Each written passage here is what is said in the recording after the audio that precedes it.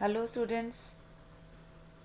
हमारे revision session में improvement in food resources का हम सेकंड पार्ट रिवीजन में ले रहे हैं आज, जिसमें हम लॉन्ग क्वेश्चन आंसर्स ले रहे हैं। ठीक है, तो चलिए स्टार्ट करते हैं। Question number 20 according to the NCERT exemplar. Question number 20 is what is a GM crop? Name any one such crop which is grown in India. कि जीएम क्रॉप क्या है? तो जीएम क्रॉप क्या है? GM crops are the crops which are developed by introducing a gene from any one other source, that is bacteria or any other organism. Now GM crops कौन से crops हैं? ये वो क्रॉप्स हैं जो grow कराए जाते हैं with the help of introduction of gene. अब ये जो जीन का सोर्स है ये कुछ भी हो सकता है, कोई दूसरा ऑर्गेनिज्म हो सकता है या कोई बैक्टीरिया हो सकता है। और इसके एग्जाम्पल क्या हैं हमारे? एग्जाम्पल आपके BT cotton. BT cotton is an example of a GM crop. अभी बीटी कॉटन की क्वालिटी क्या है? It is made insect resistant by introducing gene from bacteria. तो GM crop genetically modified crop है। जीएम का full form है genetically modified. तो BT cotton genetically modified crop है जो बनाया गया है इंसेक्ट रेजिस्टेंट। और इसको इंसेक्ट रेजिस्टेंट कैसे बनाया गया है? बैक्टीरिया में से जीन लेकर के कॉटन के क्रॉप में डाला गया, जिससे कि ये इंसेक्ट रेजिस्टेंट हो गया। ठीक है, चलिए next question. Question number 21, list some useful traits in an improved crop. अगर हम एक इम्प्रूव्ड क्रॉप की बात करें कि ये क्रॉप इम्प्रूव्ड क्रॉप है, तो उसमें ऐसे क्या इंपॉर्टेंट बातें हैं कि वो उसको एक इम्प्रूव्ड क्रॉप बना रहा है ना। कुछ यूजफुल ट्रेट्स, कुछ यूजफुल फीचर्स जो एक इम्प्रूव्ड क्रॉप में है वो क्या है? Number 1, higher yield. To increase the productivity of crop per acre. जो भी आपका इम्प्रूव्ड क्रॉप है उसकी यील्ड बहुत अच्छी होगी, हाई यील्ड होगी, यानी कि पर एकड़ में उस क्रॉप की प्रोडक्टिविटी काफ़ी ज़्यादा होगी, ज़्यादा हार्वेस्ट हमको मिलेगा क्रॉप का। Second point is improved quality. Improved quality, अब किस चीज़ को आप कहते हैं कि क्वालिटी इम्प्रूव्ड है? ये वैरी करता है फ्रॉम क्रॉप टू क्रॉप। हर क्रॉप की क्वालिटी अलग है। जैसे अगर हम वीट की बात करें तो वीट की बेकिंग क्वालिटी अच्छी होनी चाहिए। अगर हम प्रोटीन की बात करें, पल्सेस की बात करें, तो पल्सेस में प्रोटीन की क्वालिटी अच्छी होनी चाहिए। अगर हम ऑयल सीड्स की बात करें तो ऑयल सीड्स में ऑयल की क्वांटिटी ज़्यादा अच्छी होनी चाहिए। ठीक है, और अगर हम फ्रूट्स एंड वेजिटेबल्स की बात करें तो उसकी कौन सी हमारी क्वालिटी हम डिमांड करते हैं? हम ये चाहते हैं कि फ्रूट्स एंड वेजिटेबल्स की प्रिजर्विंग क्वालिटी ज़्यादा अच्छी हो, वो जल्दी से पेरिश ना हो जाए, ख़राब ना हो जाए। ठीक है, तो ये है हमारा सेकंड पॉइंट, इम्प्रूव्ड क्वालिटी का। नेक्स्ट आता है आपका biotic and abiotic resistant. Means जो हमारा इम्प्रूव्ड क्रॉप है वो दोनों बायोटिक और एबायोटिक फैक्टर्स के लिए रेजिस्टेंट हो। अब बायोटिक फैक्टर्स कौन से हैं हमारे? बायोटिक फैक्टर्स वो फैक्टर्स हैं जैसे डिजीजेज हैं, इंसेक्ट्स हैं, निमाटोड्स। ये बायोटिक फैक्टर्स हैं और जो हम क्रॉप चाहते हैं वो इनका रेजिस्टेंट होना चाहिए। ठीक है, मीन्स जो क्रॉप है उसके ऊपर डिजीज का, इंसेक्ट्स का, निमाटोड्स का कोई असर नहीं होना चाहिए। एबायोटिक फैक्टर्स कौन कौन से हैं? एबायोटिक फैक्टर्स हैं drought, salinity, water logging, heat, cold, frost. अब ये सभी फैक्टर्स हैं जिससे कि सॉइल की क्रॉप की प्रोडक्टिविटी पे अफेक्ट होता है। ठीक है, अगर हम एक अच्छा क्रॉप चाहते हैं तो हम ये चाहेंगे कि इन सब चीज़ों का, बारिश ज़्यादा आ जाए, कम आ जाए, गर्मी ज़्यादा हो जाए, धूप ज़्यादा हो जाए, बारिश हो जाए, ठंड ज़्यादा हो जाए, ये सभी एनवायरमेंटल फैक्टर्स का हमारे प्लांट पे कोई असर नहीं होना चाहिए। तो हम चाहते हैं कि जो हमारा क्रॉप है वो एबायोटिक फैक्टर्स को लेकर के रेजिस्टेंट हो। ना third point, varieties resistant to these factors can be improved to increase crop production. तो जो भी हम इन फैक्टर्स को ध्यान में रखते हुए अगर हम रेजिस्टेंट प्रोडक्ट्स क्रॉप्स बना सकते हैं तो that will improve our crop production. Now fourth point क्या बोलता है? Fourth point says change in maturation duration, यानी कि जो हम पौधा लगा रहे हैं वो जल्दी से बड़ा हो जाए और उसमें जल्दी से फल फूल जो भी हमारा हार्वेस्ट है वो जल्दी से आ जाए उसके ऊपर। तो यानी कि उसकी मेच्योरिटी का ड्यूरेशन छोटा होना चाहिए। छोटा ड्यूरेशन होने से हमें क्या क्या फ़ायदा होगा? हमको एक तो इकोनॉमिकल बेनिफिट मिल जाएगा, जल्दी से पौधा बड़ा हो गया, हमने जल्दी से उसे फ्रूट्स ले लिए। अब एक अगर हम मैंगो का पौधा लगाएं जो 20 ईयर्स में फल दे और एक हम मैंगो का पौधा लगाएं जो 1 ईयर में फल दे, तो हमारे लिए इकोनॉमिकली क्या ज़्यादा इंपॉर्टेंट है कि वो जल्दी मैच्योर हो गया और 1 साल में उसने फल देना शुरू कर दिया। तो हम ये चाहते हैं कि हमारा जो पौधा है वो शॉर्ट मैच्योरेशन ड्यूरेशन का हो, जिससे कि हमारे को इकोनॉमिक बेनिफिट मिल सके। दूसरा हमें बेनिफिट क्या मिलेगा कि farmers multiple rounds of crops grow कर सकेंगे। जल्दी मैच्योर हुआ तो दूसरा राउंड क्रॉप का वो लगा देंगे। जो भी एनुअल हैं जिनकी कटिंग कर ली और दोबारा पौधा लगाना है तो 1 साल में ही हमने उसको निकाल लिया और दूसरा पौधा लगा दिया, तो मल्टीपल राउंड्स ऑफ क्रॉप्स हमको मिल जाएंगे। इससे एक और फ़ायदा क्या होगा कि हमारी कॉस्ट ऑफ क्रॉप प्रोडक्शन भी कम हो जाएगी। हमें ये नहीं कि इतने सालों तक उस पौधे को पाल रहे हैं, 10-10 20-20 साल हम पौधे को पाल रहे हैं ताकि उसमें से फल ले सके। जल्दी पालेंगे, जल्दी पौधा बड़ा होगा और हमको जल्दी फल देगा, तो हमारे कॉस्ट ऑफ प्रोडक्शन जो है वो कम रहेगी। हमें उसकी मेंटेनेंस पे ज़्यादा समय तक पैसे नहीं खर्च करने पड़ेंगे। नेक्स्ट है last point, easy harvesting process and reduce losses during harvesting. तो आपका हार्वेस्टिंग का प्रोसेस भी आसान हो जाएगा और जो हार्वेस्ट करते वक्त लॉसेस होने वाले हैं वो भी कम हो जाएंगे अगर पौधे की जो मैच्योरेशन है वो शॉर्ट ड्यूरेशन की रहेगी। नाउ फिफ्थ पॉइंट क्या कह रहा है हमारा? Fifth point says wider adaptability.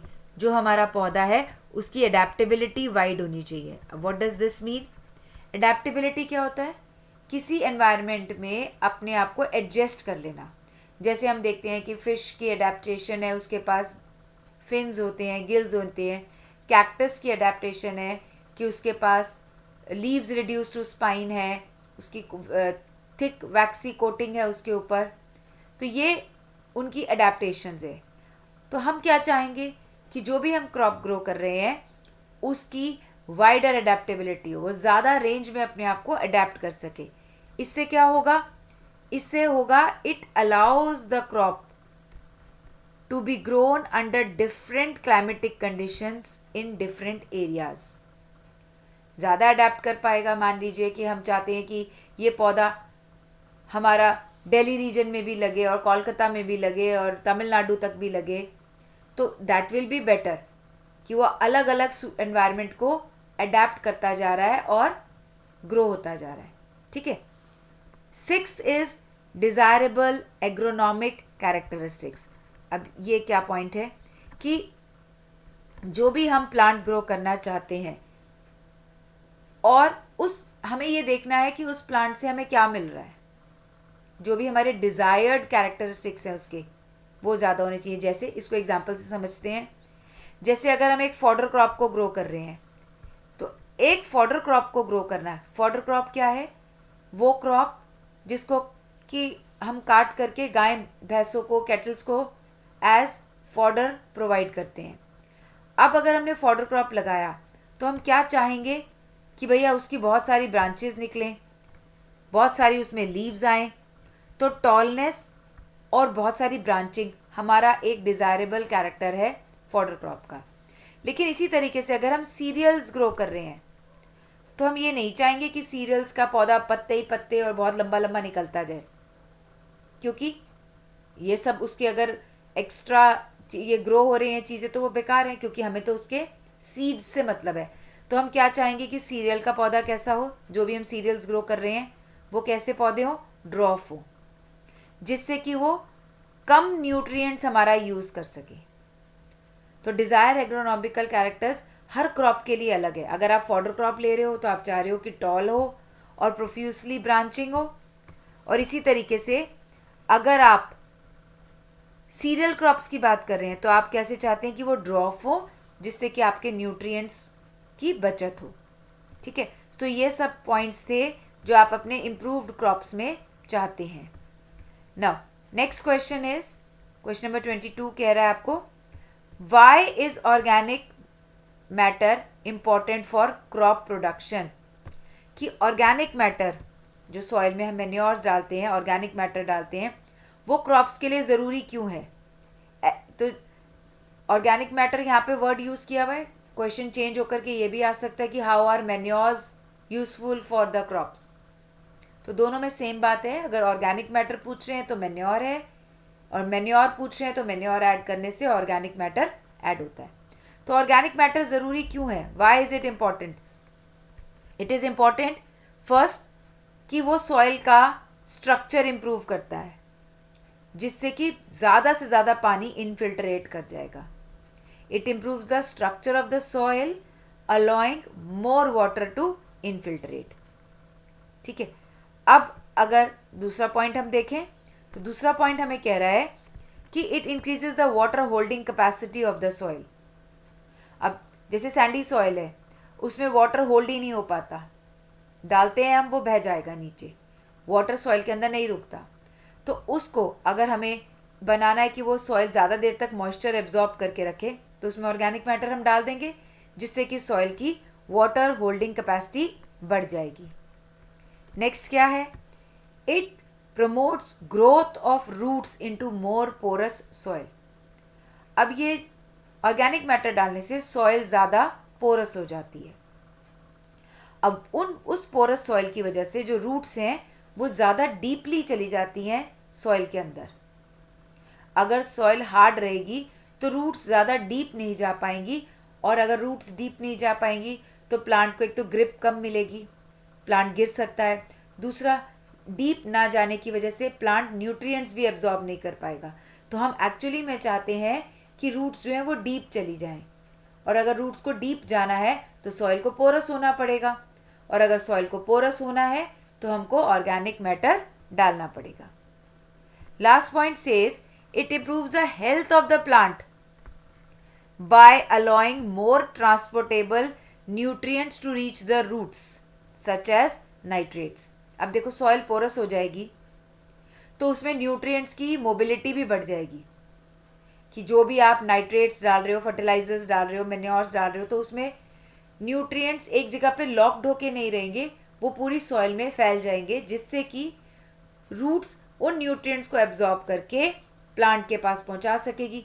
तो इससे प्लांट्स की हेल्थ भी अच्छी रहेगी। Now next question says, why is the excessive use of fertilizer detrimental for the environment। अब यहाँ पर environment के लिए fertilizers क्यों नुकसानदायक हैं, ये वाले हम पॉइंट्स को कवर करेंगे कि इनका फर्टिलाइज़र का क्या नेगेटिव इम्पैक्ट पड़ता है एनवायरनमेंट पे। सबसे फर्स्ट पॉइंट कि फर्टिलाइजर्स जो है वो सॉइल की केमिस्ट्री को चेंज कर देता है, chemical nature of the soil is changed. Now the paragraph says excessive use of fertilizer degrades the quality of the soil and disturbs the ecosystem। Soil की क्वालिटी खराब कर देता है और इकोसिस्टम भी खराब कर देता है। और जो unused part of the fertiliser है, जो फर्टिलाइजर यूज नहीं हुआ, आपने फर्टिलाइजर डाला, कुछ पार्ट प्लांट ने ले लिया, लेकिन प्लांट ने सारा नहीं लिया, कुछ सॉइल में रह गया, तो जो पार्ट सॉइल में रह जाएगा वो सॉइल को या तो एल्कलाइन कर देगा या एसिडिक बना देगा, यानी कि सॉइल का नेचर चेंज हो जाएगा। ज़्यादा फर्टिलाइजर्स डालने से सॉइल्स एसिडिक भी हो सकती हैं और बेसिक भी बन सकती हैं। तो दोनों केसेस में फर्टिलाइजर्स का नुकसान है, एसिडिक बन जाएगी सॉइल तो भी, बेसिक सॉइल बन जाएगी तो भी। नाउ सेकेंड पॉइंट कहता है कि वाटर पोल्यूशन हो जाता है फर्टिलाइजर्स की वजह से। क्यों? क्योंकि जब हम एक्स्ट्रा फर्टिलाइज़र सॉइल में डालते हैं और जब बारिश आती है तो उसके साथ फर्टिलाइज़र बह करके लेक्स, रिवर्स, स्ट्रीम्स और दूसरी वाटर बॉडीज़ में चला जाता है और उनको पॉल्यूट कर देता है। तो ये कुछ थे हमारे नुकसान फर्टिलाइज़र्स के। चलिए अब नेक्स्ट क्वेश्चन की तरफ चलते हैं। Give one word for the following. ना अब ये बेटर रहेगा कि आप इसको सुने और इसके आंसर्स साथ साथ मुझे कमेंट में टाइप करके बताएं। Farming without the use of chemicals as fertilisers, herbicides and pesticides is known as. मतलब हम बिना फर्टिलाइजर, हर्बिसाइड्स और पेस्टिसाइड्स यूज करके जो फार्मिंग करते हैं उस फार्मिंग को क्या बोलते हैं? उस फार्मिंग को बोला जाता है organic farming. Next question. Growing of wheat and groundnut on the same field is called. अब ग्राउंडनट और व्हीट हम सेम फील्ड में उगा रहे हैं तो इसको क्या बोलेंगे हम? इसको बोलेंगे हम mixed cropping. C part says soybean, planting soybean and maize in alternate rows in the same field is called। यानी कि सोयाबीन और मेज को हम अलग अलग लाइंस में, ऐसे लाइंस में लगाते जा रहे हैं एक ही फील्ड में, इसको क्या बोलेंगे? इसको बोलेंगे intercropping. D part. Growing different crops on the piece of land in a pre plant succession is known as. अब अलग अलग क्रॉप लगाना है एक ही लैंड पर प्लानिंग करके, ठीक है। सक्सेशन मतलब एक के बाद एक, तो हमें एक के बाद एक ही लैंड के पीस पर अलग अलग क्रॉप लगाने हैं। एक ही लैंड पर एक के बाद एक अलग अलग क्रॉप्स लगाने हैं। एक लगा लिया, फिर नेक्स्ट टाइम दूसरा लगाया, नेक्स्ट टाइम दूसरा लगाया, तो चेंज कर करके हम जो क्रॉप्स लगा रहे हैं उसको हम क्या बोलते हैं? It is known as crop rotation. Now, E part. E part says Xanthium and Parthenium are commonly known as। अब Xanthium और Parthenium क्या हैं? They are weeds. Xanthium and Parthenium are weeds.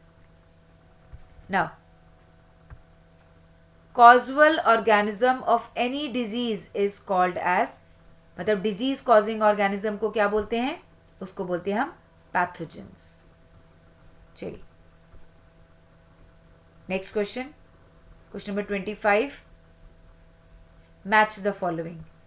Now kettle used for tilling and cutting. Tilling और cutting करने के लिए जो kettles use करते हैं उनको हम क्या बोलते हैं? उनको हम बोलते हैं ड्रॉट एनिमल्स। उनको हम बोलते हैं draught animals. Now B part. Indian breed of chicken. Indian breed of chicken कौन सी है इसमें? Aseel. Aseel is Indian breed of chicken. Now next C part. Sahiwal and red Sindhi. Sahiwal और रेड सिंधी क्या है? साहिवाल और रेड सिंधी हैं local breeds of cattle. Now next D part. Milch. Milch कौन है? मिल्च है milk producing females are called milch. E part. Chicken better fed for obtaining meat. Meat के लिए जो चिकन है उसको क्या बोलते हैं? उसको बोलते हैं broiler. That is known as broiler. So ये हो गया हमारा match the following. Now coming to the next long question, question number 26। If there is low rainfall in village throughout the year, what measure you will suggest to the farmers for better cropping. मतलब एक गांव में लगातार कई सालों से बारिश की समस्या है, लो रेनफॉल हो रही है, तो वहाँ पर आप फार्मर्स को क्या सजेस्ट करेंगे? ठीक है, अब आपको ये पता है कि जो रेनफॉल है उसी पे क्रॉप्स हमारे डिपेंड करते हैं, और अगर पुअर रेनफॉल है तो हमारे क्रॉप्स की प्रोडक्टिविटी को बहुत ज़्यादा नुकसान पड़ेगा।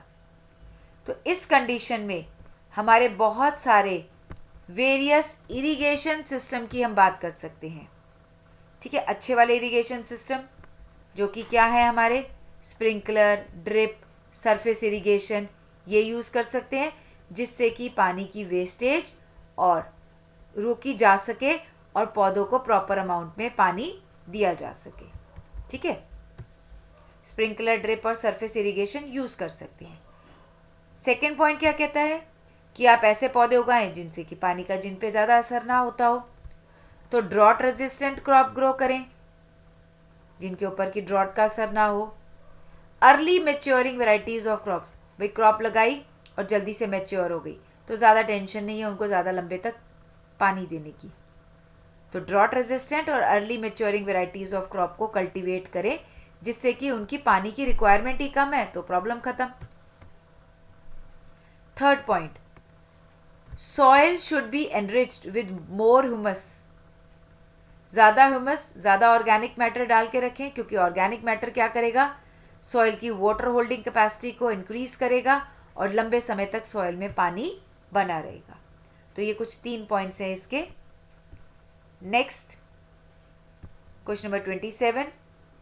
अब हमने ये कुछ एग्जाम्पल्स दे रखे हैं, इनको हमने अलग अलग कैटेगरीज में डिवाइड करना है। यानी कि जैसे हमने देखा, group the following and tabulate them as. अब इनमें से हमें क्या क्या ढूंढना है कि एनर्जी गिविंग वाले कौन से हैं, दूसरा प्रोटीन वाले कौन से हैं, फिर ऑयल वाले कौन से हैं और फॉडर क्रॉप कौन से हैं। तो इन 4 कैटेगरीज में हमने इनको डिस्ट्रीब्यूट करना है। तो हम देख लेते हैं कि हमारी इन 4 कैटेगरीज में इसमें से क्या क्या आ रहा है। एनर्जी गिविंग फूड, आपको ये पता होना चाहिए कि एनर्जी गिविंग फूड में आपके जो है कार्बोहाइड्रेट्स आने चाहिए। तो जो भी यहाँ पर ऊपर कार्बोहाइड्रेट्स का एग्जाम्पल है वो आपको यहीं लिखना है, जैसे वीट, राइस और मेज़, ये तीनों ऊपर आपके पॉइंट्स में दे रखे हैं और ये हैं आपके कार्बोहाइड्रेट के एग्जाम्पल्स जो एनर्जी गिविंग है। ना प्रोटीन वाले, ज़्यादातर आपकी सारी पल्सेस आएंगी प्रोटीन के लिए, तो ग्राम, पिजन ग्राम, लेंटिल और सोयाबीन, ये सब है आपके प्रोटीन यील्डिंग क्रॉप्स। ना ऑयल यील्डिंग, ऑयल किस किस से मिलेगा, ये तो इजी है, सबको मालूम है मार्केट में कौन कौन से ब्रांड्स के ऑयल अवेलेबल हैं। तो ऑयल वाले हैं आपके ग्राउंडनट ऑयल, कैस्टर, मस्टर्ड और सोयाबीन, ये आपके हो गए ऑयल यील्डिंग। ठीक है, ग्राउंडनट, कैस्टर, मस्टर्ड और सोयाबीन। अब लास्ट आता है आपका फॉडर। फॉडर क्या है, फॉडर वो क्रॉप्स हैं जो ग्रो किए जाते हैं केटल्स को फूड देने के लिए, केटल्स को जो खाना के लिए पत्ते दिए जाते हैं वो, उसके एग्जाम्पल क्या है आपके सूडन ग्रास, बरसेम एंड ओट, ये आपके एग्जाम्पल हैं फॉडर क्रॉप के। तो यहाँ पर ये भी खत्म होता है क्वेश्चन। नेक्स्ट क्वेश्चन की तरफ चलते हैं। Define the term hybridization and photoperiod. अब हाइब्रिडाइजेशन क्या है, हाइब्रिडाइजेशन होता है जेनेटिकली डिसिमिलर प्लांट को क्रॉस करना। ठीक है, तो ये क्या है, it is a crossing, hybridization is a crossing between genetically dissimilar plants. जो जेनेटिकली डिसिमिलर हैं उनको क्रॉस करते हैं तो उसको बोलते हैं हम हाइब्रिडाइजेशन। और हम क्रॉस क्यों करवा रहे हैं इसको, to produce a new kind of hybrid. ठीक है, अब कौन कौन सी तरह की हाइब्रिडाइजेशन है, दिस कैन बी इंटरवेराइटल, इंटरजेनरिक और इंटरस्पेसिफिक। अभी हाइब्रिडाइजेशन का डिटेल डिस्कशन मैंने अपने वीडियोस में किया हुआ है, तो अगर आपको इसके लिए ज़्यादा डिटेल्स है तो you can go and check it from there also. Next is photoperiod. Photoperiod क्या होता है, अब फोटो का मतलब है लाइट, जैसे आपने फोटोसिंथेसिस पढ़ा है, फोटो लाइट है, फोटो आप खींचते हैं, लाइट से खींचते हैं, तो photo word is use for light. Period, period क्या होता है, जैसे आपका फर्स्ट पीरियड स्टार्ट है, सेकंड पीरियड स्टार्ट है, पीरियड इज द टाइम। तो ये क्या हो गया, लाइट का टाइम। तो लाइट का टाइम मतलब क्या, ये वो है उतना टाइम जो प्लांट को जितनी देर तक लाइट मिल रही है वो उस प्लांट का फोटो पीरियड है। ठीक है। तो period of illumination for a flower और अ प्लांट, इल्यूमिनेशन मतलब उसको लाइट मिलना, period of illumination for a flower और a plant is termed as photoperiod. अब ये फोटो पीरियड इंपॉर्टेंट क्यों है, क्योंकि प्लांट लाइट और डार्क को रिस्पॉन्ड करता है और उसी अकॉर्डिंगली इसके फ्लावर्स के पैटर्न होते हैं। इसीलिए कुछ आपके लॉन्ग डे फ्लावर्स होते हैं, कुछ आपके शॉर्ट डे फ्लावर्स होते हैं और कुछ डे न्यूट्रल भी होते हैं। इनका जो फ्लावरिंग का पैटर्न है वो डिपेंड करता है इनको कितनी सनलाइट चाहिए। कुछ को कम सनलाइट चाहिए और उनको फूल आ जाते हैं, यानी कि ये विंटर में ग्रो होने वाले क्रॉप प्लांट्स हैं जो शॉर्ट डे है। शॉर्ट डे का सनलाइट इनके लिए काफ़ी है फूल देने के लिए। लेकिन कुछ ऐसे हैं जिनको लंबे समय तक लाइट चाहिए, उनको हम बोलते हैं लॉन्ग डे प्लांट्स। और कुछ होते हैं डे न्यूट्रल, जिनको कोई फर्क नहीं पड़ता कम लाइट आ रही है या ज़्यादा लाइट आ रही है। तो photo period is also one very important factor for the flowers. ठीक है, चलिए अब क्वेश्चन आंसर्स लेते हैं। सेम क्वेश्चन आंसर्स जो है आपके फिल इन द ब्लैंक की फॉर्म में है, तो साथ साथ आंसर टाइप करें तो it will be good for you. First question, photo period affect the dash. Photo period किसको अफेक्ट करता है, अभी यहाँ पर पढ़ा है हमने। फोटो पीरियड किसको अफेक्ट करता है, फ्लावरिंग को, प्लांट्स के फ्लावरिंग को, कि प्लांट्स में फ्लावर कब आएगा। फोटो पीरियड इस बात को मतलब फ्लावरिंग के को फर्क कर, फोटो पीरियड जो है वो अफेक्ट करता है फ्लावरिंग ऑफ प्लांट्स को ना।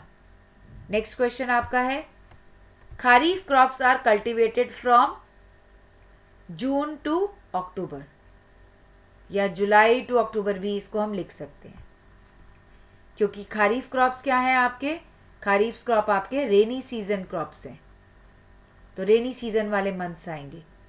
राबी क्रॉप आपकी विंटर क्रॉप है, ठीक है, नवंबर टू अप्रैल ये है आपके। अब D part, paddy, maize, green gram, black gram are dash crops. अब यहाँ से अगर आपको बाकी एग्जाम्पल्स याद रहे ना रहे, पैडी से आपको ज़रूर याद रखना है कि पैडी जो है वो पानी वाला है, तो वो पैडी के खेतों में आपको मालूम है पानी रुका हुआ चाहिए काफ़ी सारा। इसीलिए अभी जब हमने कंपोजिट फिश कल्चर करते हैं तो वहाँ पर भी हम बात करते हैं कि कंपोजिट फिश कल्चर को हम पैडी फील्ड्स में करते हैं, क्योंकि पैडी फील्ड्स में पानी चाहिए, और अगर पानी चाहिए तो कौन सा है ये, पानी वाला, मतलब खरीफ। तो पैडी वर्ड से आपको हमेशा याद होना चाहिए कि पैडी खरीफ क्रॉप है। ऐसे ही वीट, ग्राम, पी, मस्टर्ड ये कौन से क्रॉप्स हैं, ये आपके राबी क्रॉप्स हैं। ठीक है, इनकी ट्रिक्स मैंने अपने वीडियोस में शेयर करी हुई है, अब वहाँ जाकर इनके एग्जाम्पल्स को लर्न करने की ट्रिक्स भी देख सकते हो। ठीक है, क्योंकि इसमें अगर हम सब कुछ एक साथ लेंगे तो लेक्चर बहुत लंबा हो जाएगा। Question number 30, cultivation practices and crop yields are related to environmental conditions, explain. जो हमारी कल्टीवेशन प्रैक्टिस है कि हमने इसको इस टाइम उगाना है, इसको इस सीज़न में उगाना है, और हमको कौन से सीज़न में अच्छी यील्ड मिल रही है, ये सब डिपेंड करता है एनवायरमेंटल कंडीशंस पे। यस, वो तो है ये, क्योंकि प्लांट्स जो हैं वो फोटो पीरियड पे डिपेंड करते हैं, बारिश पे डिपेंड करते हैं, पानी कितना मिल रहा है। तो अलग अलग पौधों को अलग अलग टाइप ऑफ एनवायरमेंटल कंडीशंस चाहिए, इसीलिए उनकी अलग अलग कंडीशंस में हम उनको ग्रो करते हैं और हमारी यील्ड भी अलग अलग होती है। तो इसको ज़रा रीड करके हम समझते हैं कैसा है ये। Cultivation practice and crop yields are related to environmental conditions, ये तो ट्रू है। Various crops require different climatic conditions, अलग अलग क्रॉप्स को अलग अलग क्लाइमेटिक कंडीशंस चाहिए, जैसे टेम्परेचर अलग चाहिए, फोटो पीरियड अलग चाहिए अपनी ग्रोथ के लिए और अपनी कंप्लीशन ऑफ लाइफ साइकिल के लिए. सो इसीलिए on the basis of seasonal variations India में 3 तरह के क्रॉप्स ग्रो किए जाते हैं. आपकी बुक में 2 दे रखे हैं, राबी क्रॉप और खारीफ, लेकिन तीसरा भी है, हम यहाँ पर उसको डिस्कस करके चलेंगे. राबी क्रॉप आपका विंटर सीजन क्रॉप है जो नवंबर टू अप्रैल ग्रो करता है, और खारीफ क्रॉप आपका रेनी सीजन क्रॉप है जो जून टू अक्टूबर क्रॉप करता है. अब इसके बीच में आपकी एक और क्रॉप है जैद क्रॉप.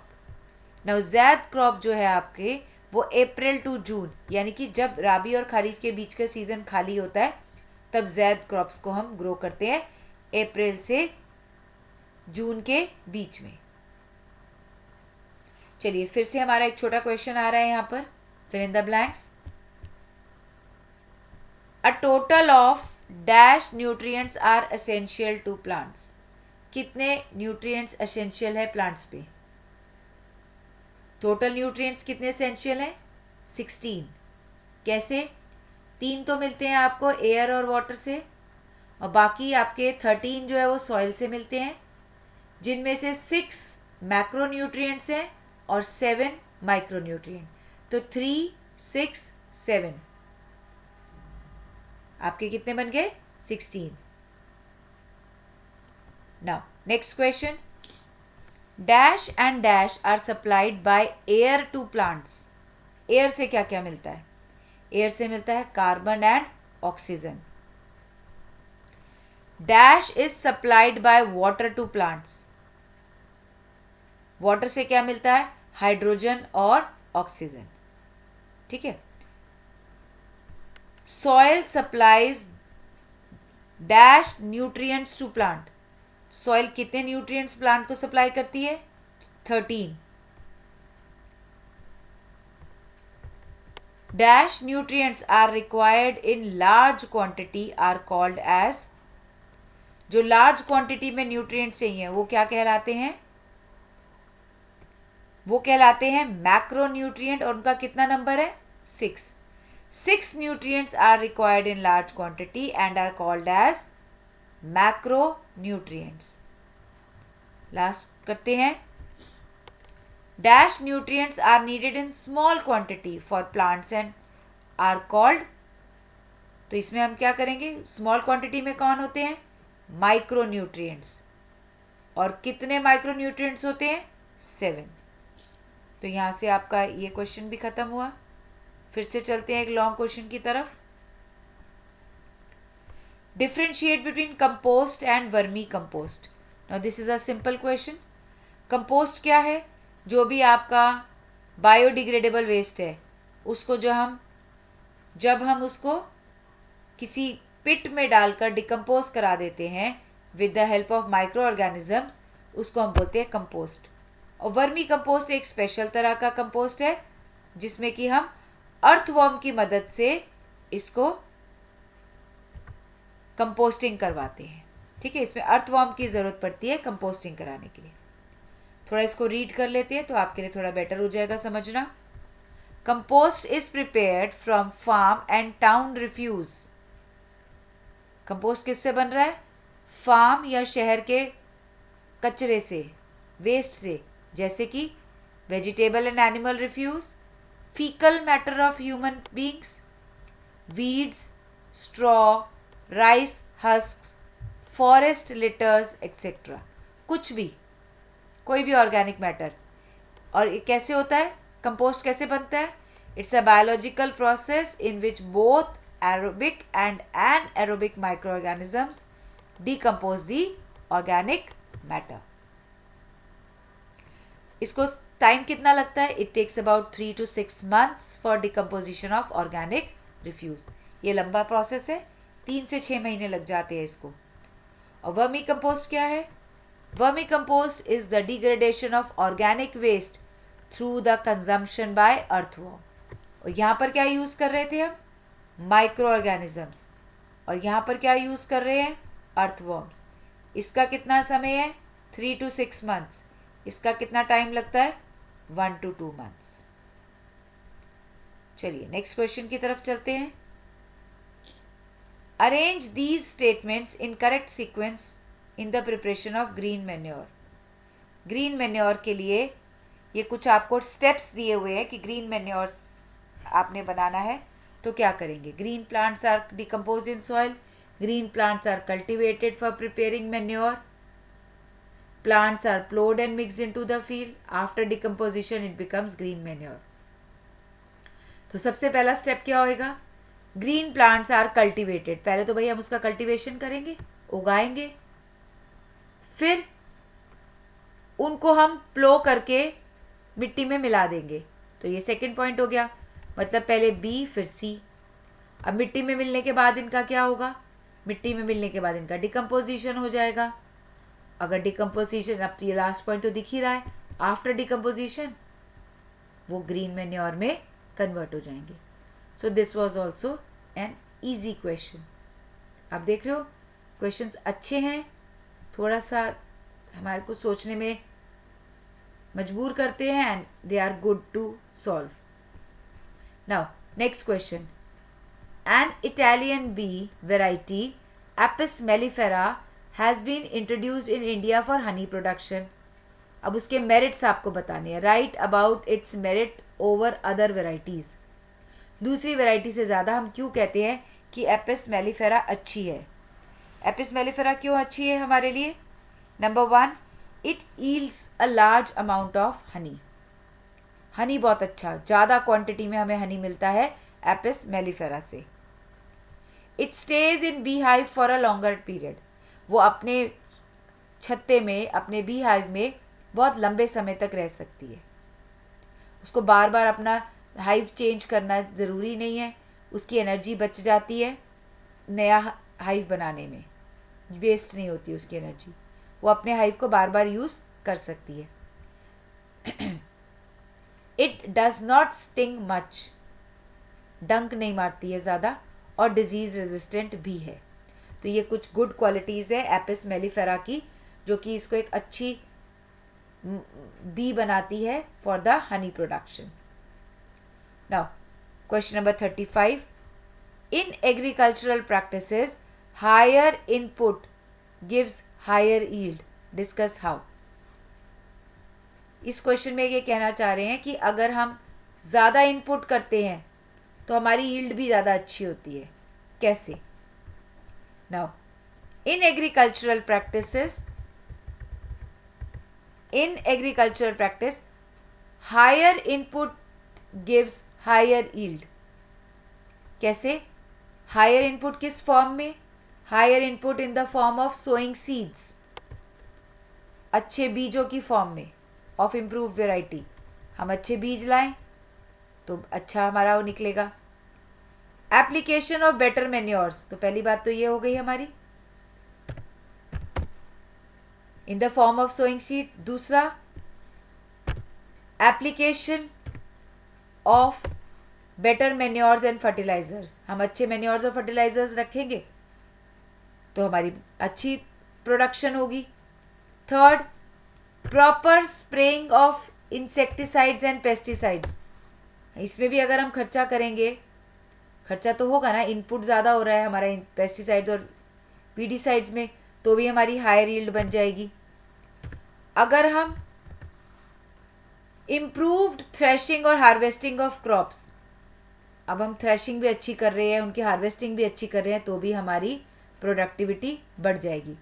तो इसका सीधा सीधा क्या मतलब है, इसका मतलब है ज़्यादा पैसों वाला इनपुट करेंगे तो हमारी फील्ड ज़्यादा अच्छी, हमारी यील्ड ज़्यादा अच्छी होएगी। ठीक है। अब financial conditions of farmers allow them to take up different farming practices and technologies. अब डिपेंडिंग अपॉन कि कौन सा फार्मर कितना खर्चा कर सकता है, वो चूज़ करते हैं अपने नई नई टेक्निक्स और practices. A farmer purchasing capacity for input decides cropping system and production practices. Farmer की परचेजिंग कैपेसिटी कितनी है, इनपुट्स मतलब कितनी अच्छी मशीनें यूज़ कर पा रहा है, कितनी अच्छी क्वालिटी के सीड्स ला रहा है, कितना अच्छा मैन्योर और फर्टिलाइज़र ला रहा है, इस पे डिपेंड करता है उसकी कितनी ज़्यादा प्रोडक्शन होगी। तो यानी कि उसके अपने पैसे होने भी ज़रूरी हैं अगर उसने खेती बाड़ी अच्छी करनी है तो। नाउ अभी फिर हाइब्रिडाइजेशन का एक और क्वेश्चन आ रहा है, ये बार बार हाइब्रिडाइजेशन रिपीट हो रहा है. Now discuss the role of hybridization in crop improvement. तो पहले तो हमें ये पता होना चाहिए कि हाइब्रिडाइजेशन क्या है. Crossing between genetically dissimilar plants to produce new kind of hybrid is called hybridization. Hybridization 3 तरह की है. डिफरेंट वेराइटीज़ में इंटरवेराइटल, डिफरेंट स्पीशीज़ में इंटरस्पेसिफिक, डिफरेंट जेनरा में इंटर जेनेरिक. तो ये पहले तो हमने ये बता दिया कि क्या है हाइब्रिडाइजेशन और कितनी तरह की है. अब हम बताएंगे इसका रोल क्या है, कि क्यों हाइब्रिडाइजेशन अच्छी है.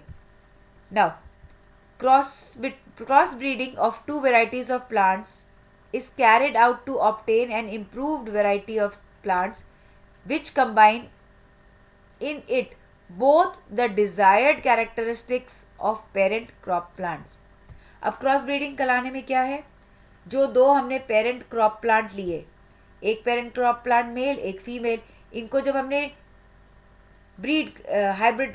हाइब्रिडाइजेशन करवाई, ठीक है, 2 अलग अलग वैरायटी की या 2 अलग अलग स्पीशीज़ के मेल और फीमेल ले लिए या 2 अलग अलग जेनरा के मेल और फीमेल ले लिए और उनकी हाइब्रिडाइजेशन कराई, तो दोनों जेनरा के या दोनों स्पीशीज़ के गुड फीचर्स बच्चे में आ गए. यानी कि न्यू हाइब्रिड प्लांट बना उसमें दोनों के अच्छे वाले फीचर्स आ गए. इससे क्या हो गया, इससे हमारी यील्ड बढ़ गई. अच्छे फीचर्स है तो मतलब यील्ड भी बढ़ रही है और डिजीज़ रेजिस्टेंट क्रॉप भी आ रही है. तो हमारी एक न्यू इम्प्रूव्ड वैरायटी डेवलप हो जाती है जब हम हाइब्रिडाइजेशन करते हैं. तो हाइब्रिडाइजेशन करने का क्या फ़ायदा है, हमारी प्रोडक्शन इंक्रीज़ हो रही है, डिजीज़ रेजिस्टेंट प्लांट हमको मिल रहे हैं. ये हमारी हाइब्रिडाइजेशन की इम्पॉर्टेंट है.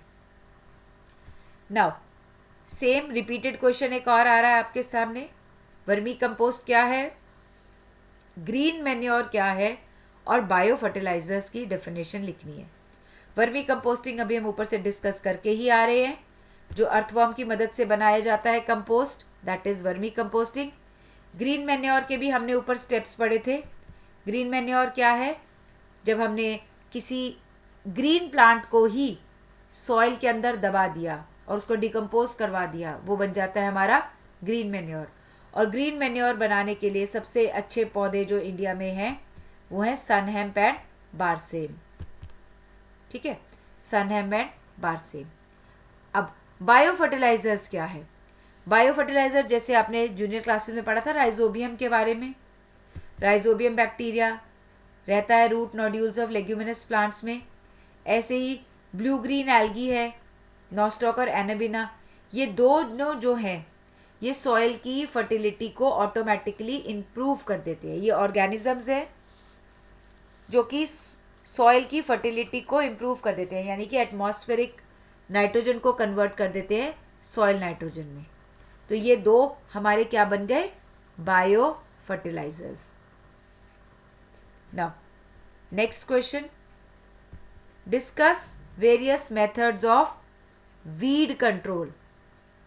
अब वीड को कंट्रोल करना है हमने, तो जैसे क्वेश्चन पहले आपको सीधा ये पूछ रहा है कि वीड कंट्रोल के मेथड्स बताओ, तो कॉमन सेंस की बात कहती है कि पहले हम ये बता दें कि वीड होता क्या है. वीड होता है हमारा अनवांटेड प्लांट जो ग्रो हो रहा है, उसको वीड बोलते हैं. फिर हम कुछ वीड के एग्जाम्पल लिख दें जो हम अभी ऊपर पढ़ के आए हैं. वीड के एग्जाम्पल क्या है, पार्थीनियम गाजर घास, जैंथियम जिसको गोंकरू और साइप्रस रोटंडस मोथा. 3 एग्जाम्पल आपकी बुक में दे रखे हैं, तीनों आपको पता होने चाहिए. तो डेफिनेशन, एग्जाम्पल्स और इसके बाद हम ये बता देंगे कि ये नुकसान क्या करते हैं. कंपटीशन करते हैं मेन क्रॉप के साथ, इसलिए ये हटाने हमको फील्ड से ज़रूरी है. अब हम हटाएंगे कैसे इसको, बहुत सारे तरीके हैं. सबसे पहले मैकेनिकल मेथड, जाओ उखाड़ दो वीड्स, ठीक है, अपरूटिंग कर दिया जिससे कि वीड्स निकल गए. फिर बायोलॉजिकल मेथड, इसमें ऐसे इंसेक्ट्स डाले जो कि सिर्फ वीड वाले प्लांट को खाते हो, तो उससे तरीके से निकल जाएंगे. केमिकल मेथड्स, आप हर्बिसाइड्स और वीडिसाइड्स डाल सकते हो, ऐसे केमिकल्स जो वीड्स को मारें वो वीडीसाइड्स कहलाते हैं।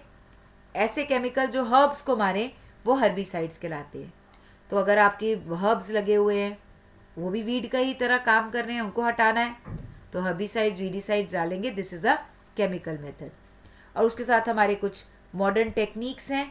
आप कल्चर मेथड करो, इंटरक्रॉपिंग करो, क्रॉप रोटेशन करो, उससे भी वीड्स का ग्रोथ को हम कंट्रोल कर सकते हैं। Now a very good question, differentiation का, जो हर बार हर क्वेश्चन पेपर में रहता है, डिफरेंसेस लिखना। First, beekeeping and poultry farming में डिफरेंसेस। बी कीपिंग क्या है?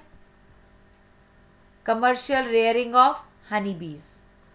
हनी बी की रेयरिंग को हम बी कीपिंग बोलते हैं, और इस प्रोसेस को हम एपीकल्चर बोलते हैं या बी कीपिंग बोलते हैं। और डोमेस्टिक फाउल्स, बर्ड्स पालना इज पोल्ट्री फार्मिंग, और वो हम किस लिए करते हैं? एग्स और मीट के लिए। और फिर हम वैरायटी लिख देंगे कि हनी बी की कौन कौन सी वैरायटीज़ हैं। Apis cerana indica, Apis dorsata, Apis florea और एपिस मेलिफेरा। और पोल्ट्री बर्ड्स हमारी कौन कौन सी हैं? Aseel, Leghorn, turkey, ducks, geese, ये सब हमारी पोल्ट्री बर्ड्स हैं। नेक्स्ट हमारा क्वेश्चन आता है मिक्स क्रॉपिंग एंड इंटरक्रॉपिंग में। मिक्स क्रॉपिंग मतलब एक ही लैंड के ऊपर मिक्स करके क्रॉप्स ग्रो कर दिए। और इंटरक्रॉपिंग में क्या है? एक रेगुलर पैटर्न बना लिया, मिक्सिंग नहीं करी, एक पैटर्न में प्लांट्स को अलग अलग ग्रो कर लिया, उसको हम बोलते हैं इंटरक्रॉपिंग। अब मिक्स क्रॉपिंग का क्या फायदा है? It aims at reducing the chance of failures of the crop, कि हमारा एक पौधा अगर फेल भी हो जाए तो दूसरा पौधा हमारे पास होगा। इंटरक्रॉपिंग में क्या है? हमारी प्रोडक्टिविटी बढ़ रही है, एक के साथ हम 2 पौधे लगा रहे हैं, हमारी प्रोडक्टिविटी ज़्यादा बढ़ रही है। अब मुश्किल क्या है मिक्स क्रॉपिंग में? मिक्स क्रॉपिंग में मुश्किल ये है कि हम उसकी हार्वेस्टिंग और थ्रेशिंग एक साथ नहीं कर सकते। उसकी हम हार्वेस्टिंग और थ्रेशिंग एक साथ नहीं कर सकते।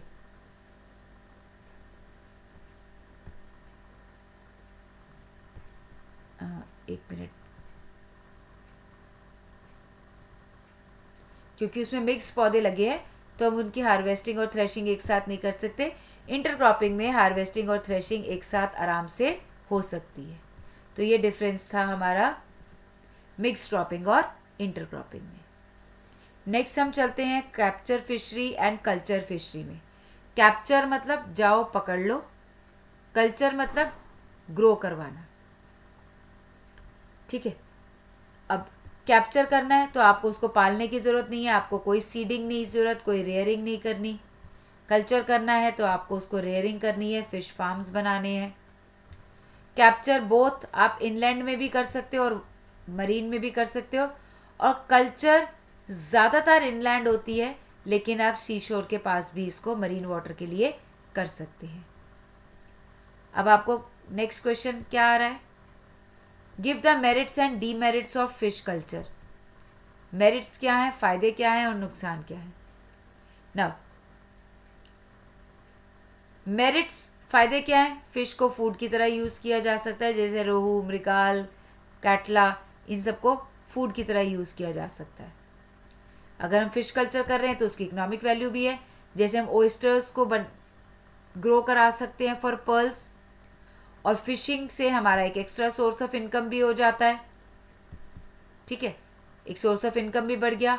और फोर्थ है कि हमको फिश ऑयल भी मिल जाता है एज बाय प्रोडक्ट, तो वो भी इसका एक फ़ायदा है। अब नुकसान क्या है? नुकसान भी देख लेते हैं। It poses a threat to biodiversity. अब बायोडाइवर्सिटी तो कम हो रही है क्योंकि हम तो सेलेक्ट करके फ़िश ग्रो करा रहे हैं, बाकी फिशेस जो हमारे यूज़ की नहीं है हम उनको देखते भी नहीं है, और वो उनका एक्सटिंक्शन होना शुरू हो गया, तो बायोडाइवर्सिटी के लिए थ्रेट है। सिर्फ इकोनॉमिकली इंपॉर्टेंट और वैल्यू फिश को ग्रो किया जा रहा है, तो ये मोनोकल्चर की फॉर्म में, मतलब एक ही ग्रो हो रही है, जिससे कि रेयर और economically less important fishes extinct हो रही हैं। ठीक है, sometimes such exotic species are introduce which cause extinction of local species. कई बार ऐसा होता है हम कुछ ऐसी मछलियाँ पालना शुरू कर देते हैं जो कि बाहर की हैं, उस एरिया की नहीं है, एग्जॉटिक है उस एरिया के लिए, और उनके वहाँ आने से जो लोकल फिश हैं वो भी ख़त्म हो रही है। तो ये इनके कुछ डीमेरिट्स हैं। Now what do you understand by composite fish culture? Composite fish culture क्या है? जब 5 या 6 स्पीशीज ऑफ फिश एक साथ एक ही पॉन्ड में ग्रो होती हैं, उसको बोलते हैं हम कंपोजिट फिश कल्चर। अब इसमें सिलेक्शन ऑफ फिश बहुत ज़रूरी है, ठीक है, जिससे कि हमारी सेम कॉस्ट पर ज़्यादा फिश हमें मिल सके। अब हमने क्या करना है, इसमें क्या चीज़ का ध्यान रखना है? जो हम फिश सेलेक्ट कर रहे हैं उसमें क्या ध्यान रखना है हमने? The selected species are fast growing. For example, when common Indian carps, rohu, catla, mrigal, exotic carp जैसे silver carp, grass carp and common carp are selected for culturing, they give 8 to 9 times more yield. तो हमें, अगर हम इनकी खुद से composite fish culture कर रहे हैं तो हमारी जो प्रोडक्शन है वो 8 to 9 times इंक्रीज हो जाती है। दूसरा हमको ध्यान क्या रखना है कि the fishes selected should not compete with each other for space and nutrition. They should live in distinctive zone inside the pond.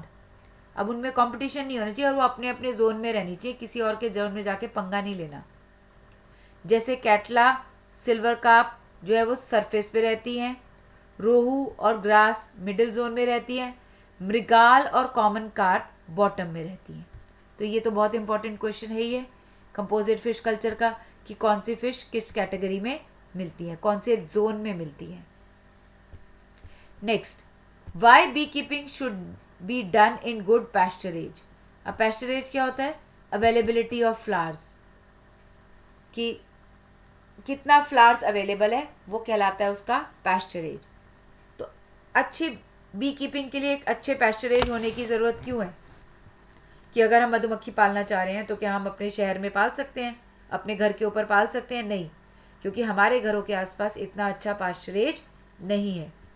तो पास्चरेज ज़रूरी क्यों है? क्योंकि पास्चरेज पे डिपेंड करती है हनी की क्वालिटी। पास्चरेज पे डिपेंड करती है हनी की क्वालिटी, क्वांटिटी और टेस्ट, इसलिए पास्चरेज इंपॉर्टेंट है। Now right the modes by which insects affect the crop yield. कौन कौन से तरीके से इंसेक्ट्स क्रॉप्स को नुकसान पहुंचा सकते हैं? तो अलग अलग तरह के इंसेक्ट्स हैं। एक है च्यूइंग इंसेक्ट्स जो खा जाते हैं पत्तियों को, स्टेम्स को, रूट को च्यू कर लेते हैं और पौधे को नुकसान पहुंचाते हैं। इनके एग्जाम्पल्स हैं ग्रास हॉपर, कैटरपिलर, लॉक्टस। इसके बाद है आपका सकिंग इंसेक्ट्स जो सक कर लेते हैं सेल सैप को, जैसे लीफ हॉपर, एप्फिड्स एंड बग्स। फिर है बोरर्स जो होल कर देते हैं, बोर कर देते हैं स्टेम्स या रूट्स में, इनको, ये इनके हैं व्हील्स एंड बोरर्स। इनके एग्जाम्पल्स हैं weevils and borers. Now next, एक मिनट, इसको थोड़ा ऊपर कर देते हैं हम ऐसे, you can have the screenshot of this. Now question number 44, discuss why pesticides are used in accurate concentration and in very appropriate manner. भाई ये बहुत ध्यान में रखने वाली बात है कि पेस्टिसाइड्स को बहुत ही एक्यूरेट कंसंट्रेशन में यूज़ करना है और बिल्कुल अप्रोप्रिएट तरीके से लेना, ना कम ना ज़्यादा। ज़्यादा पेस्टिसाइड्स भी नुकसान करेंगे और कम भी। कम डाल दोगे तो फ़ायदा नहीं है, पेस्ट मरेंगे नहीं, और बल्कि आगे के लिए भी नुकसान हो जाएगा कि वो जो भी पेस्ट है आपके, वो आपके पेस्टिसाइड्स को लेकर रेजिस्टेंट हो जाएंगे। तो पेस्टिसाइड्स की क्वांटिटी का बहुत ध्यान रखना है, ठीक है। कैसे?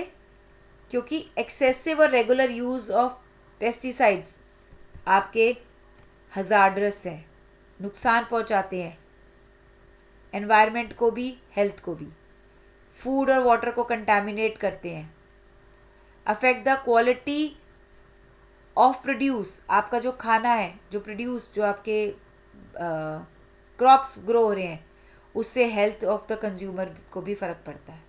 बहुत ज़्यादा डाल दोगे पेस्टिसाइड्स तो खाने वाले को भी की सेहत को भी नुकसान है। और हर स्टेज पर ये एनवायरनमेंट को भी नुकसान करते हैं, और साथ साथ एक्वेटिक एनिमल्स की डेथ का भी ये कारण बन जाते हैं। ठीक है, now name 2 types of animal feed and right their function. अब डेयरी एनिमल्स को कौन कौन सी फीड दी जाती है? एक है आपके रफेज,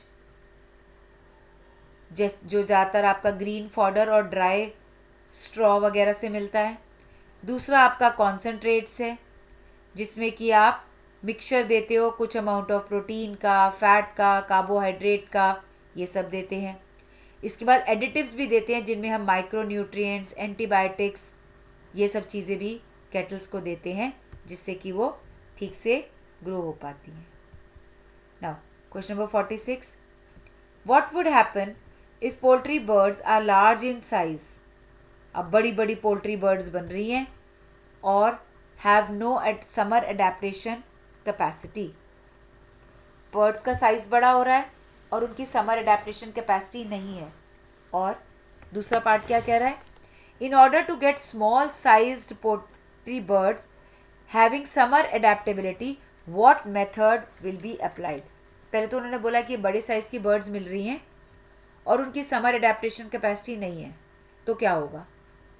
दूसरा, अगर ये प्रॉब्लम है तो हमें छोटी बर्ड्स लेना और समर एडेप्टेबिलिटी वाली बर्ड्स मिलना, ये कैसे पॉसिबल है? Now, large size birds या fowls cannot be raised as broilers. उनको हम broilers की तरह नहीं पाल सकते, क्योंकि वो ज़्यादा they yield more and consume less. ज़्यादा वो खा लेंगे लेकिन हमको उनका फ़ायदा ज़्यादा नहीं मिलेगा। ठीक है, ज़्यादा बड़ी बड़ी बर्ड्स बन गई तो क्या फ़ायदा है? हमें चाहते हैं कि छोटी हो लेकिन उनका जो मसल मास है वो ज़्यादा हो। Tall birds and weak birds are not benefited for the commercial production of meat. और अगर बर्ड्स की समर अडेप्टेबिलिटी नहीं होगी तो क्या होगा? They will start dying. As the birds are unable to adapt in summer, their efficiency can be hampered during high temperature conditions. ठीक है, तो हमें उनके लिए ज़्यादा खर्चा करना पड़ेगा, उनको ठंडा एनवायरनमेंट देना पड़ेगा, तो हमारा खर्चा बढ़ जाएगा। अगर हम खर्चा नहीं करेंगे तो बर्ड्स मर जाएंगी। तो ये कुछ प्रॉब्लम्स है। तो हमें इसका सॉल्यूशन क्या है? हम क्रॉस ब्रीडिंग करवाएंगे स्मॉल साइज बर्ड्स की और उनकी समर अडेप्टेबिलिटी वाली बर्ड्स की क्रॉस ब्रीडिंग करा के हम नई बर्ड्स बनाएंगे, जो हाइब्रिड बर्ड्स बनेंगे, जिससे कि उनका खर्चा भी कम होगा और उनके नंबर ऑफ एग्स भी ज़्यादा होंगे और चिक्स भी ज़्यादा होंगे। चलिए नेक्स्ट क्वेश्चन की तरफ चलते हैं। Suggest some preventive measures for the disease of poultry birds. अब पोल्ट्री बर्ड्स में जो डिजीज़ होते हैं उनको हम कैसे दूर रख सकते हैं? तो कैसे दूर रख सकते हैं? एक तो हम क्या करेंगे? सैनिटरी प्रैक्टिस को फॉलो करेंगे, साफ़ सफाई रखेंगे। दूसरा, उनके घरों को, उनके जो पोल्ट्री हाउस है उनको क्लीन करके डिसइंफेक्ट करेंगे, स्प्रेइंग करेंगे डिसइंफेक्टेंट्स की। फिर उनके खाने का ध्यान रखेंगे, फ्रेश और बैलेंस डाइट देंगे, ओवर क्राउडिंग को अवॉइड करेंगे, वेंटिलेशन और सीलन डैम्पनेस को दूर करेंगे, और जो भी नए चिक्स हैं उनको वैक्सीनेट करेंगे ताकि उनको बीमारियां ना लग सके। तो ये कुछ मेजर्स हैं जिसको कि हम पोल्ट्री बर्ड्स को डिजीज़ फ्री रख सकते हैं। Now this is a question based on the graph, एक केस स्टडी की तरह का क्वेश्चन है। Figure 15.1 shows the 2 crops fields plots A and B. ये अब आपको दो जो डायग्राम दे रखा है इसको ज़रा समझते हैं। ये आपका यील्ड है कि आपको कितनी यील्ड मिल रही है और ये कितनी क्वांटिटी ऑफ अमेंडमेंट, हमने क्या क्या चेंजेस किए। एक प्लॉट लिया हमने जिसमें हमने मैन्योर डालना शुरू किया, कितना कितना मैन्योर डालते गए, और दूसरे में हमने केमिकल फर्टिलाइज़र डाला। तो देख रहे हो, पहले हमने कम मैन्योर और फर्टिलाइज़र डाला, फिर हम धीरे धीरे मैन्योर और फर्टिलाइज़र की क्वांटिटी बढ़ाते जा रहे हैं। हम देखते हैं कि हमारे को कितना प्रोडक्शन मिल रहा है। एक फील्ड में हमने मेन्योर डाला, एक फील्ड में हमने केमिकल डाला, फर्टिलाइज़र। अब क्वेश्चन कह रहा है कि why does plot B show sudden increase and then gradual decrease in the yield.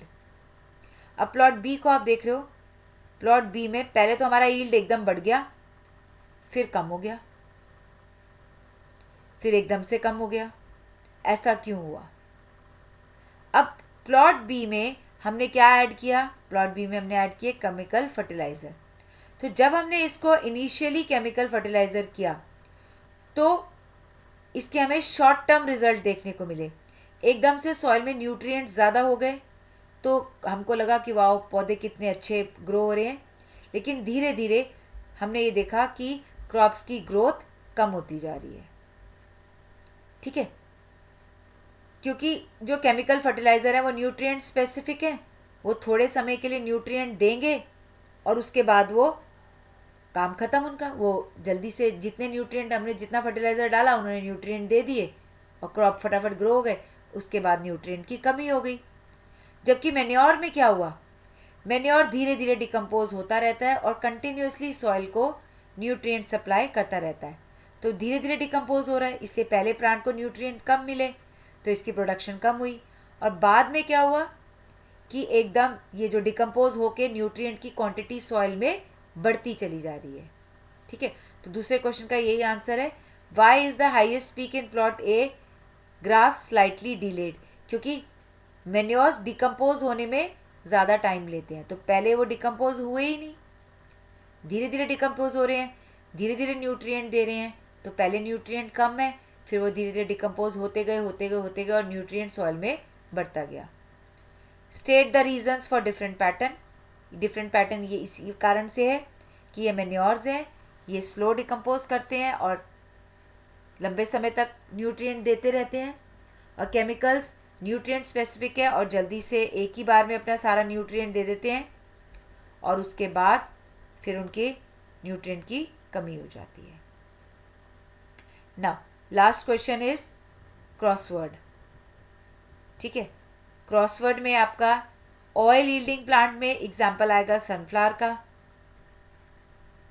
Crop grown in winter season, आपको मालूम है राबी।